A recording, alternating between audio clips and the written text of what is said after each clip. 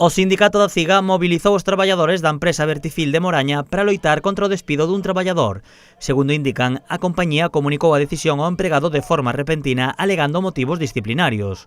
Unha razón que dende o sindicato consideran injustificada. Pois estamos aquí manifestándonos e mobilizándonos hoxe, concentrándonos principalmente polo despedimento dun compañeiro a semana pasada, e no que creemos que é unha liña da empresa na que pretende seguir facendo despedimentos, pero de maneira así como por goteo, non todos xuntos. Os traballadores sinalan que non ten lóxica que se despida a un empregado con máis de 10 anos de antigüidade e que o mes pasado foi bonificado pola súa produción. Alega un despido disciplinario, pero sin motivos. O mes anterior daranlle un plus de produción, cousas sin sentido. O propio traballador sinala que o motivo que argumenta a empresa para despedilo é falso.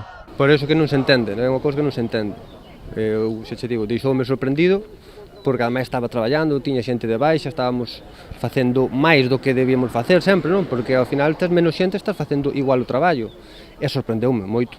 Dende a CIGA consideran que detrás deste despido hai unha intención da empresa de reducción de persoal.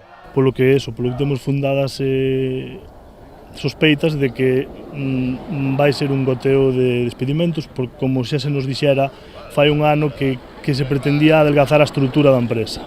Os traballadores xa se movilizaran antes da pandemia polo despido de 5 compañeiros.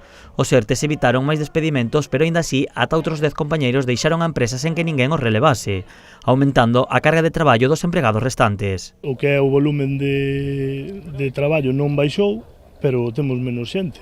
Polo tanto, as cargas de traballo aumentan. Tamén é outro dos problemas que hai dentro da fábrica, un volumen alto de carga de traballo incrementado dende os despedimentos destas 5 personas. A CIGA acudirá aos xulgados para reclamar a readmisión do traballador. Ademais, continuará movilizándose nas rúas sen descartar ir á folga.